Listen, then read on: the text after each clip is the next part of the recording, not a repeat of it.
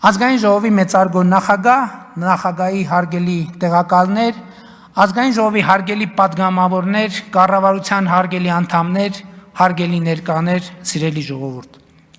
Վերադառնալով ապօրինի ձեռքբերված գույքի բռնագանձման համակարգին,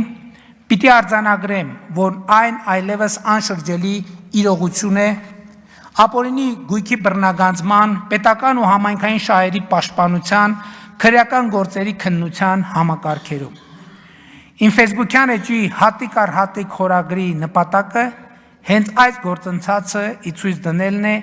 ցույց դնելն է, որ այս գործընթացում կառավարության քաղաքական կամքը ոչ միայն չի պակասել, այլև կոնկրետ արդյունքներ է տվել։ Միլիարդավոր դրամների գույք այլևս վերադարձված է վերը հիշատակված իրավական կառուցակարգերով։ Վերադարձած գույքերի թվարկումը սկսել եմ և կշարունակեմ, որ հասանելի լինի բոլորին, բայց կարևոր եմ համարում ընդգծել, որ այսօր արդեն ավարտված քրեական վարույթներով, դատարաններում ավարտված քրեական գործերով, ապօրինի ծագում ունեցող գույքի բռնագանձման, պետական և համայնքային շահերի պաշտպանության հայցերով ու հաշտություններով, ինչպես նաև զինվորական դատախազության կողմից կիրառված դատախազական ներգործության միջոցներով Հայաստանի Հանրապետությանն է վերադարձվել շուրջ 210 միլիարդ դրամի գույք և դրամական միջոցներ։ Այսինքն, այս 530 միլիոն դոլարի գույքերը և դրամական միջոցները արդեն իսկ վերադարձված են Հայաստանի Հանրապետությանը։ Կրկին ուզում եմ ընդգծել, որ ապօրինի գույքը տիրապետողների կողմից ցաքուցրիվ անելու ռիսկերը առավելագույնս կառավարվում են, որովհետև շուրջ 1.7 միլիարդ դոլարի գույք այսօր գտնվում է կալանքի կամ արգելանքի տակ։ Վերը նշված, վերադարձված և կալանքի տակ գտնվող գույքերը պատկանում են նախկին նախագահների, նախարարների, համայնքների ղեկավարների, քաղաքացիական և զինվորական բարձրաստիճան պաշտոնյաների և կամ նրանց ընտանիքի անդամների և կամ նրանց հետ փոխկապակցված անձանց։ Այդ գույքերը հատիկ առ հատիկ վերադարձվում են և վերադարձվելու են Հայաստանի Հանրապետությանը և նրա ժողովրդին։ Այս պահին ավելի քան 600 միլիարդ դրամի կամ 1.5 միլիարդ դոլարի ապօրինի ձեռքբերված գույքերի մասով գործեր են քննվում դատարաններում։ Բայց արդեն իսկ վերադարձված գույքերի թվում են Golden Palace Ծաղկաձոր հյուրանոցը,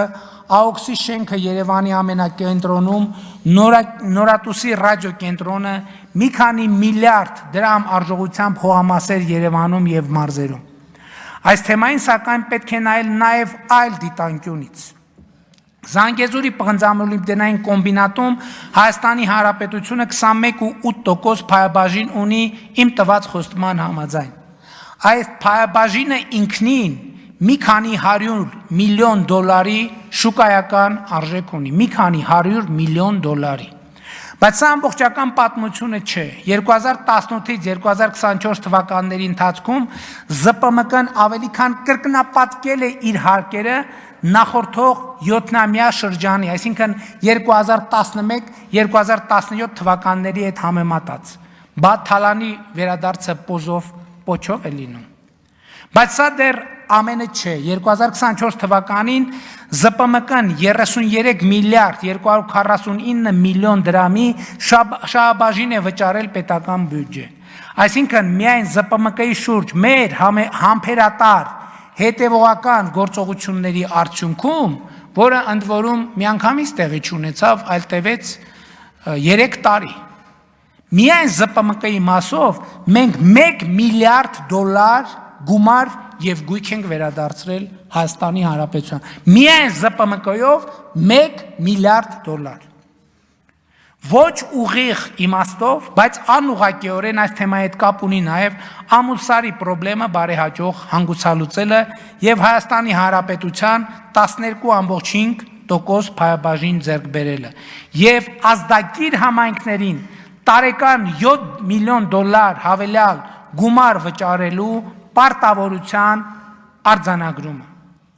Վիվասել ընկերության վաճառն ու կառավարության 20% փայաբաժին ձեռք բերելը։ Viva Armenia ընկերությունն էլ 2025 թվականին բացի վճարված հարկերից պետական բյուջեի վճարել 2 միլիարդ դրամ փայաբաժին։